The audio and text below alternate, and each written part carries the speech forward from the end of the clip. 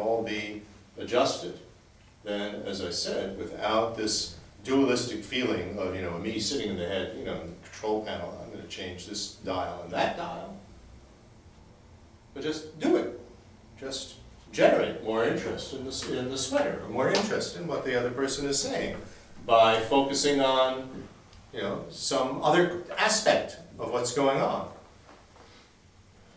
rather than the boring complaint, another aspect, that they're lonely. You just do it. Un šajā situācijā, teiksim, kad mēs apzināmies un mākam atpazīt šos dažādos mentālos faktorus un saprotam, teiksim, ka šos mentālos faktorus var pieregulēt, var izmainīt, tas līdz ar to arī maina, teiksim, šo visu mūsu pieredzi, teiksim, miedarbībā ar citiem cilvēkiem, un pie tam tas notiek tādā veidā, kad mēs saprotam, ka nav šis izolētais, nodalītais kaut kāds es, kurš spaidot podziņus un mainot kaut kādus parametrus to izdara, bet vienkārši, ka tas ir iekšā šajā, mēs vienkārši to darām. Mēs vienkārši bez kāda šī atsevišķa esošā kā aģenta, mēs vienkārši veicam šo miedarbību, mēs vienkārši ģenerējam vairāk intereses par šo otru, vai, teiksim, tā kā šajā gadījumā par džemperi, teiksim, tāpat arī miedarbībā attiecībā uz kādu citu cilvēku. And best, of course, is to be able to do it without making verbal comments in our head. Wow, this person's really upset. I'd better speak more kindly. You don't have to comment like that. Just do it. Un pie tam labāk var darīt bez, teiksim, tāds mentāls komentēšanas galā. Wow, šis cilvēks gan ir satraucis, un tagad es labāk tā mierīgāk runāšu. Mēs vienkārši to darām. Then it's more what we would call spontaneous. It's more natural. It flows much better. Tad tas būtu vairāk tas, ko mēs saucam par spontānu, par dabīgu, tas daudz labāk plūst. Because as soon as you start with this, wow, they're upset, I better speak more kindly, then this big me starts to pop up. And then I'm worried that they're not going to like me if I say this, maybe I'll make a mistake, this and that. We're worried. That adds stress into the situation. But then, goes less smoothly. Jo šajā situācijā, kas ir, teiksim, svarīgi, jo ja mēs sākam verbalizēt, tad mēs varam nonākt situācijā, ka mums parādās šis lielais es, un līdz ar to tad parādās arī, teiksim, bailes, vai, teiksim, mēs šim otram cilvēkam patiksim, ja mēs pateiksim to, vai mēs pateiksim kaut ko citu, vai mēs varbūt pielaidīsim kļūdu, un līdz ar to tas, teiksim, ievieš nevajadzīgu stresu šajā miedarbībā. Okay. Well, that brings us to the end of our session. Un tas mums ir novedis līdz mūsu šīs dienas sesijas beigām. Tomorrow, I'd like to introduce two exercises that we'll try to fit in with the morning session. Un rītā mēs mēģināsim izpildīt rīta sesijā 2 vingrinājumus. We won't be able to do all the exercises of this particular training, but 2 can be indicative of what's involved. Mēs nevarēsim veikt visus, teiksim, šajā sērijā ietilpstošos vingrinājumus, bet šie 2 vingrinājumi varētu dot tādu sajūtu, kāda ir, teiksim, tā kopējā. One, I'll put up some pictures from magazines that I cut out. And we can practice adjusting our mental factors while looking at these people.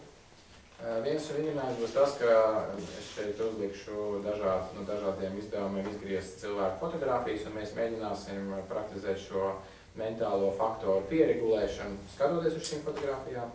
And for the other, I would request you to bring a hand mirror if you have. And we will do this looking at ourselves, at our expression on our face, and so on. Un otrā vingrinājuma vajadzībā mēs lūgtu jūs uz rītdien paņemt līdzi, teiksim, tādu rokās turam spoguli, ja mēs skatīsimies šajā spogulī un mēģināsim pieregulēt šos mentālos faktorus, aplūkojot paši sevi. And if you're going to bring a hand mirror, bring one in which you can see your whole face, not one of these little ones you can only see your nose. Un ja jūs ņemat, teiksim, šo spoguli, tad šim spogulim vajadzētu būt tādu izmēru, lai jūs redzētu visu savu seju, nevis tikai varbūt kaut kādu degmanību sejas daļu.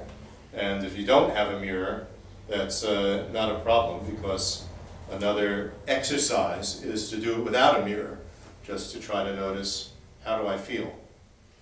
What's going on? terms of my feelings, my mood, and so on.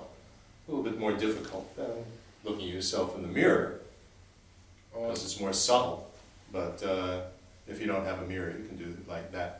Un, ja gadījumā jums tomēr nav spoguli, tad tā nebūs milzīga traģēdija, jo, teiksim, nākošais vingrinājums būs saistīts ar to, ka mēs vienkārši centīsimies sajust, novērtēt to, kā mēs jūtamies, kāds ir mūsu noskaņojums, kāds ir mūsu garas stāvoklis.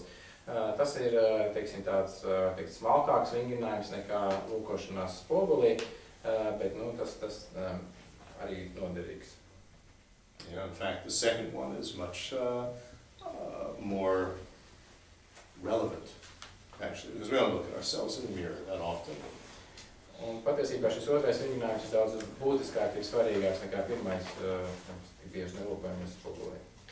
To be able to sometimes just check how I'm doing, in the sense of, you know, sometimes we don't really even notice or pay attention to the fact that I'm really tired, or I'm really stressed.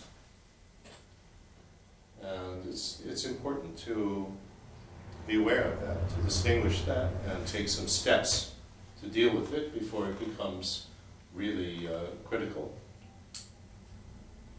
Un šis otrais vingrinājums ir tiešām ļoti noderīgs, jo daudzos gadījumos mēs tiešām neveltam pietiekošu uzmanību, lai novērtētu to, ka varbūt mēs patiešām esam ļoti noguruši, mēs esam patiešām satraukti, un tāpēc šis vingrinājums mums palīdz to tik galā. But in a balanced way, without being a hypochondriac, then I have to take my pulse every 10 minutes, or my blood pressure, like that. Protams, mums atkal nevajadzētu krist galībās, teiksim, tādā ziņā, ka, teiksim, kā kļūt par hipokondriķiem, ka mēs ik pēc 10 minūtēm mēram savu pulsu, lai saprastu, vai mums viss kārtībā. No. We end with dedication. We think whatever understanding, whatever positive energy has come from this may go deeper and deeper and act as a cause to develop balanced sensitivity, and eventually liberation and enlightenment for the benefit of all. Un tad mēs veicam veltījumu, mēs domājam, ka, lai visi, teiksim, izpratni, ko mēs šeit esam guvuši, lai tā ietu dziļāk un kļūtu par pamatu līdzsvarotu jūtīgumu attīstīšanai, par labu visiem dzīvajām būtnēm un tālāk arī vedot uz atbrīvošanos un atgaismu.